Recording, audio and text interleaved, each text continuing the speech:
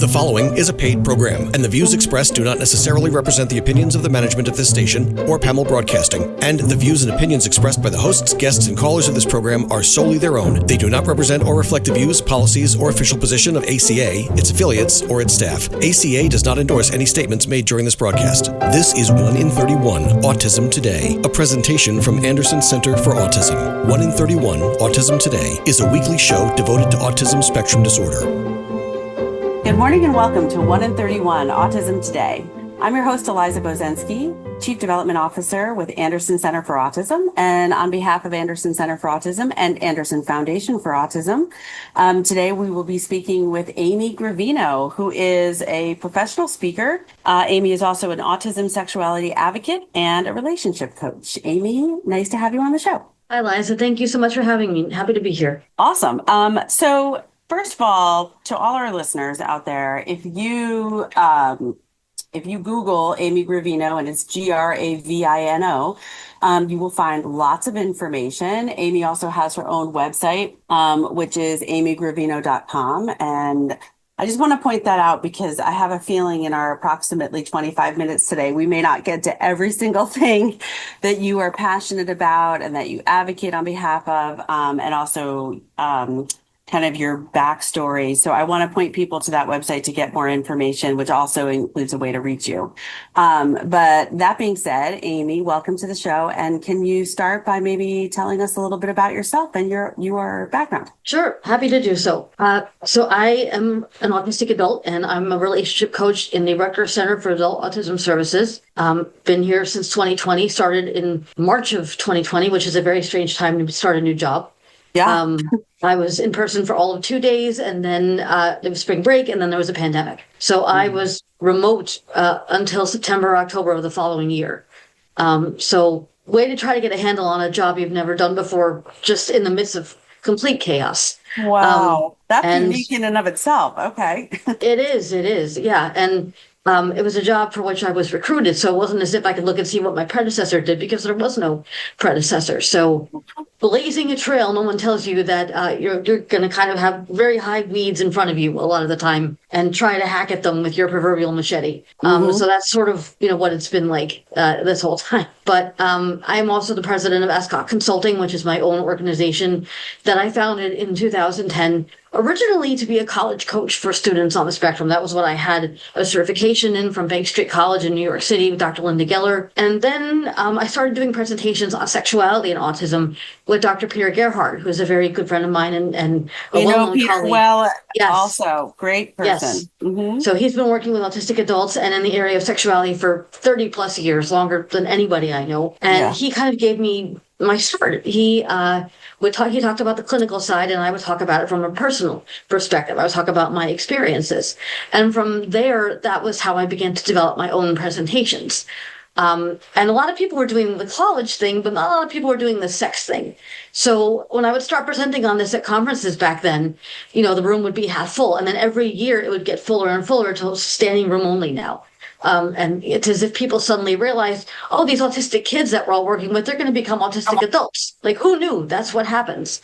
But early intervention was the thing. When I was in graduate school, I have a master's degree in ABA, and everybody was doing early intervention and working with kids. And I knew, obviously, from firsthand experience that there was a lack of services and supports for autistic adults. And that was what I always wanted to focus on. And so, again, while everybody is focusing on play skills and social skills, I looked at dating skills for my master's thesis. I looked at how can we help adults on the spectrum learn to ask someone out on a date. That's what I tried to teach, using didactic written instruction and in vivo role playing and video modeling. And so I knew when I came to Rutgers, I wanted to try to continue that work somehow. And I wound up applying for a grant in collaboration with Dr. Vanessa Ball, who's the director of the Lifespan ASD lab at Rutgers. And we applied for this grant, my first as a PI, from Next for Autism in 2022. And I got, $25,000 grant to develop a sex ed curriculum for adults on the spectrum called the A.S.C.O.T, the Adult Autism and Sexuality Kit. So that was something that and the kind of the differentiation between the A.S.C.O.T and other curricula that are out there even now is the real focus on autistic communication. Is not just saying this is the neurotypical way to do this. This might be what is expected by neurotypicals, but let's work with your autistic communication to find out what it works best for you to help you achieve the goal that you might have. And I've worked with clients, who say, I want a girlfriend. Okay, well, you can't go down to the girlfriend store and buy one. What does that mean? People have the concept of what a relationship is might be something that's totally foreign to someone on the spectrum, or they might have an idea that we have to look at expectations versus reality, right? And what does that mean to be in a relationship? So, and that just, again, that keys into one of the hugest misconceptions, by the way, around autism and relationships, which is that autistic people don't want to be in relationships or are not interested, which is absolutely not true. So, can I just stop you for a second? I just have a couple of questions. Of course. What you're sharing is really fantastic and very important. And you touched on a few different things that I want to follow up on. One being, I just want to underscore the fact that that people do not outgrow an autism diagnosis. It is not a childhood only diagnosis. And so one big thing we just want to make sure is this is a great opportunity to just remind people that it's wonderful to have people such as yourself who decidedly, purposely focus on ways to support adults, with autistic adults. It is different because you might still be teaching skills and providing instruction and practice, but you're working with an adult who has, needs and wishes and life goals, and might have a range of different levels of need of support, but is out of a school system and is no longer learning things to get to the next thing. It's sort of now I'm trying my best to live my life and have it be optimal for me. So I love that you're in that space doing that and that you got to that place. I also happen to know, because many years ago here at Anderson Center for Autism, I was in a different role as the clinical director, and I ended up chairing our sexuality committee and helping our team write a sexuality curriculum.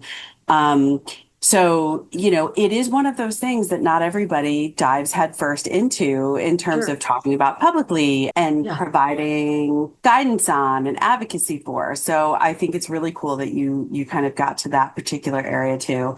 So here's my question, long-winded question. You said that your approach is typically, okay, this might all look different because it's going to look different for every individual, regardless of autism or not. But that might impact the language, the way one goes about, looking at a relationship, looking for a relationship, a person to be in a relationship with. But that you might start with, helping somebody figure out how they might go about asking someone on a date. Once you get past that point with somebody, do you find yourself spending a good amount of time working with people on how to maintain a relationship once it's started? That's a great question. Yeah, I think that's also another big challenge. It's one thing to establish a relationship. Mm-hmm. It's another to maintain one. And, what I find, I get every relationship is going to have different things that are required of it, because especially if someone's in a relationship with someone who's also on the spectrum, or if they're in a relationship with someone who's neurotypical, that relationship is going to perhaps require something that's different than might be needed in a relationship with someone who's also on the spectrum. And I call those mixed neurology relationships when we talk about, an autistic person in a relationship with a neurotypical person. Those relationships aren't often represented as well either.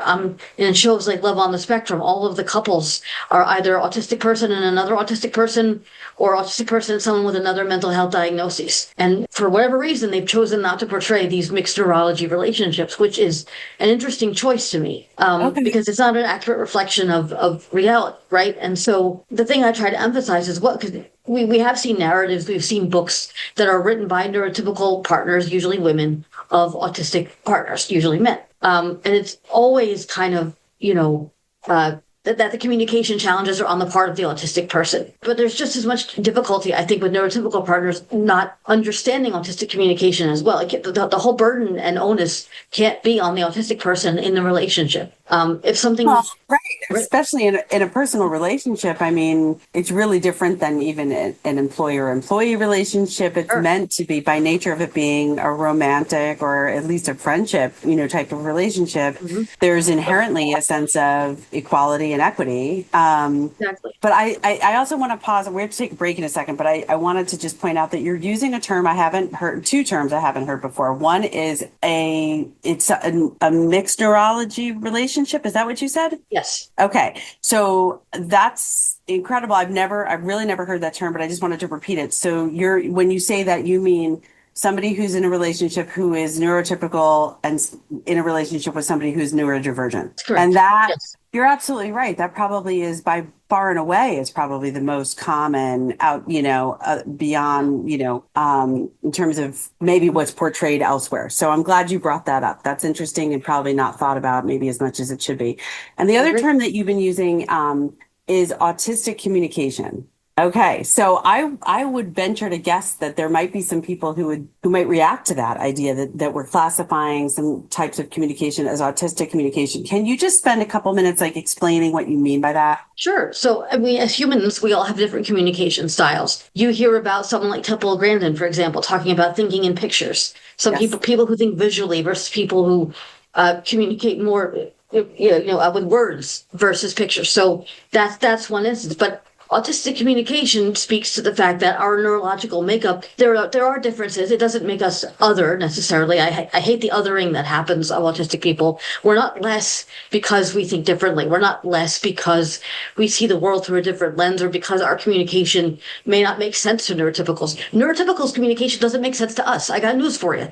Neurotypicals don't know what they're doing.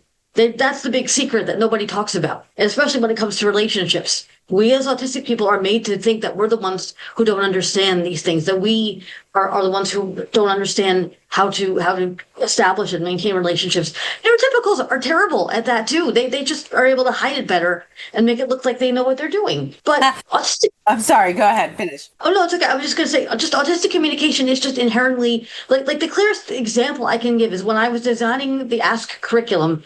I remember looking up information about consent because, of course, consent is a huge piece of sexuality, and that was something I wanted to include within the curriculum.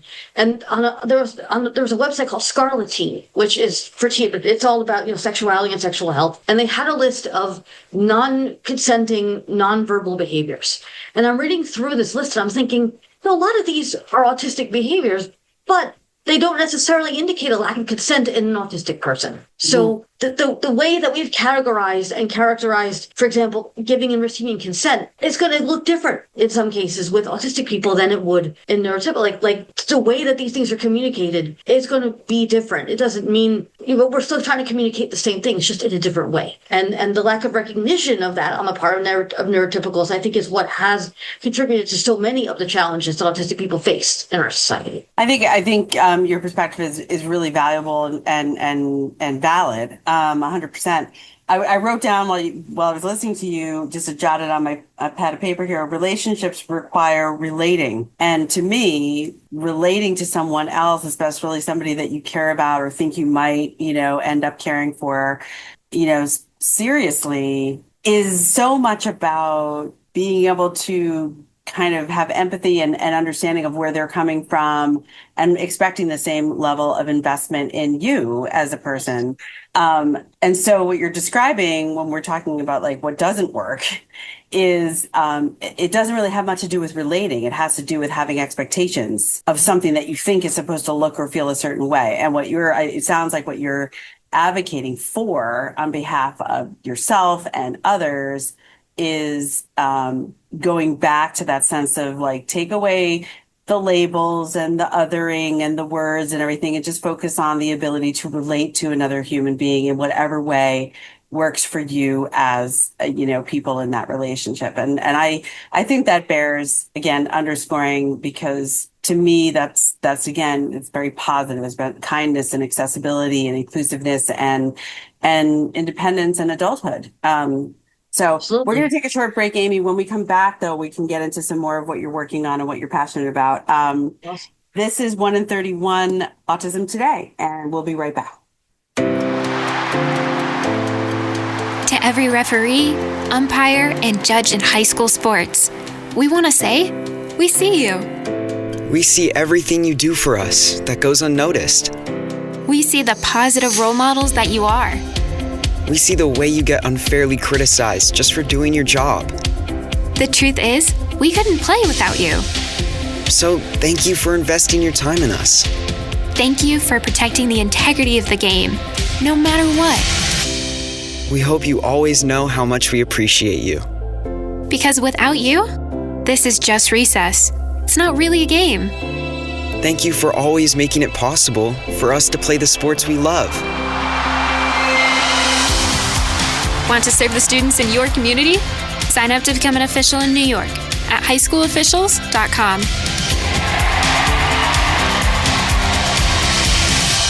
I'm Angela Bassett. As a first responder on screen, I know what it means to act fast in an emergency. In real life, the same urgency can save lives, especially when it comes to food allergy. For 33 million Americans, one bite can cause a life-threatening reaction. Now, there's a needle-free option, a new way to carry epinephrine. Know the risk, know the options. Be ready to act. Learn more at foodallergy.org/ready to act. Hey Max, you look absolutely dashing in that purple tie. Ready to harness the world? You bet, Daisy. I'm ready as I'll ever be. And might I say, your purple tie really pops with your vest.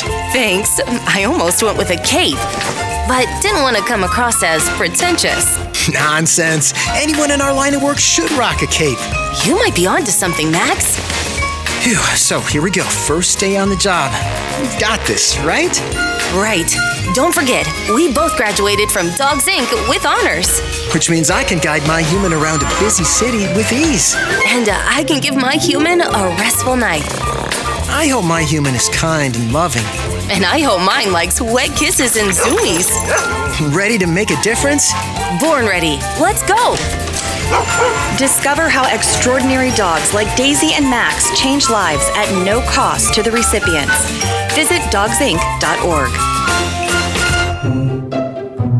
And now, 1 in 31, Autism Today, continues on 100.7 WHUD. This is a weekly community affairs presentation from the Anderson Center for Autism. Welcome back to 1 in 31, Autism Today, the podcast on topics related to autism spectrum disorder. I'm your host, Eliza Bozensky, and today I'm talking with Amy Gravino, who is many things. She is a lovely person that I'm getting to know, and I appreciate that opportunity. Also a professional speaker, an autism sexuality advocate, and a relationship coach. And we've been talking a lot about the relationship piece of your work and your passion. When it comes to, let me just switch gears a little bit and ask, because I want to give you the opportunity to let people know, in terms of professional speaking, again, going to your website, which is amygravino.com, you can see a lot of your former speaking engagements. Do you have a favorite topic? Do you have a favorite type of speaking opportunity that you're really interested in doing these days? Yes, well, absolutely. So sexuality is obviously my major passion, and I really love talking about it from both a professional perspective and a personal standpoint. And I think that that's what reaches people. I think when people hear that firsthand perspective, it opens their eyes in a way that hearing a purely clinical presentation might not necessarily do. And I love talking to parents. Parents will come up to me after a talk and they'll say, now that I've listened to you, I see my child not just as my child, but as a person, as a sexual being, right? And it's so hard. Parents, even of neurotypical children, don't want to see their children as sexual beings, but you add autism to it, right? It becomes doubly or triple, even more so the case. I just love really doing talks that are informative, that educate people, but that also stay with people. I think, and I've said this, you can have wonderful information, but if you can't present it in an effective way, in a compelling way that's going to stick with people, then that's not a good thing. And so I'm definitely looking for more keynotes these days. I do a lot of keynote talks. I just recently gave a talk that was about, supporting autistic clients for it was kind of like a family and job services department of a county in Ohio. And I was able to talk about, how they can, it was for people who maybe didn't know as much about autism. It was sort of, I don't know if rudimentary is the word, but I got to talk about advocacy as well. What does advocacy mean? Why is self-advocacy and self-awareness important for autistic people? That was something that was really great to be able to talk about. I also, a few years ago, I got to talk at the Autism Science Foundation Day of Learning about receiving a genetic result for my autism diagnosis, being part of the SPARK study, and what that meant to receive that genetic result, which I didn't expect at all. So that, I talk about entering into adulthood with autism a lot, what that means to go from childhood to adolescence to the adult world trying to obtain services for autistic adults, what that looks like, what it looked like for me trying to think about my own future as an autistic child and thinking that I wasn't going to have a future, then how that changed, as time went on. But any of those. Yeah. They're different topics, but I think what's coming through for me is that you seem very comfortable using your own, who you are and your personal experience to exemplify points that, first of all, might really not be on the radar of some of your audience members, right? Some of the people listening to you speak. But also are sometimes the topics that are hard for people to talk about and to listen to. I was thinking about what you said before about talking to parents, about seeing their maybe older teen into adult child who's autistic as also a sexual being and somebody who's social and wants relationships. And I think that you're right, that is something that's very hard for the general public. And so it's great to know that you're out there and you're making, sometimes all it takes is hearing somebody talk about it, and it opens up the ability to I can talk about it too. It's safe. I got to take part actually earlier this month because World Autism Month is always a busy month. But Yes. I was asked to be on a panel that was put on by a sorority, the Zeta Phi Beta sorority, about autism and sexual assault. And it was a panel completely dedicated, to this topic. And it was wonderful. It was absolutely, they had me, they had a lawyer, and they had a clinical professional as the panelists. And it was all addressing this area, which is just so frequently not discussed. The way it was all laid out was so many things were touched on. I mean, it was a limited amount of time to talk about all this. Of course, you could have so many panels about that topic, but just the fact that they were willing to dedicate a whole event to that subject was an astonishing thing to me. And they were so kind to me. They sent me the most wonderful thank you letter afterward, which I didn't expect. That's great. That is really unique. Do you think, did you get the impression that the sorority was doing that because there are members of the sorority who are autistic and were advocating for themselves to have that information? Or was it, I know a lot of sororities and fraternities choose a sort of a platform to raise awareness about. So I'm just curious which one you thought it might have been. I'm honestly not too sure. I was actually kind of referred for this. Someone reached out to me and said, this sorority is looking for another panelist. Can I pass your contact information? Yeah. And so then they did. And then the sorority contacted me. I just think for some reason they felt very passionate about this and they wanted to address it. I think they do have some members who are autistic. I don't know if that was purely the impetus. No. But just the fact that they took it on. Yeah. I think, again, we're just about out of time, but I wanted to I think maybe what you're experiencing is that, again, because you are very passionate about this particular area, but also easy to talk to and to hear from, and you sort of tell things like they are, but in a welcoming way that, people are finding you for those purposes. And it's, I agree with you. It's fantastic to know that there are groups that are dedicating entire events to that particular subject. That's a big one. The exact thing they said to me is that I have a remarkable gift for translating complex and often uncomfortable topics into conversations that are accessible, affirming, and necessary. They said. All right. Well, there you go. That's the perfect wrap up for our conversation. I agree. I think you should all check out Amy's website, which again is amygravino.com. You can contact her directly there. You can read about her bio, her background, her CV. There's social media contacts there, speaking of engagements, resources. And Amy, I really, I wish you the best as you move forward through this work. It's really very impressive and I think really necessary. So thank you on behalf of our community here at Anderson. I just want to thank you for what you do. You're welcome. Thank you so much for having me on today. I really appreciate it. Great. This is 1 in 31 Autism Today, the talk show on topics related to autism spectrum disorder. I'm your host, Eliza Bozensky. And remember, Anderson cares. You've been listening to 1 in 31 Autism Today, a weekly presentation from Anderson Center for Autism. Join them for another edition of the show next weekend.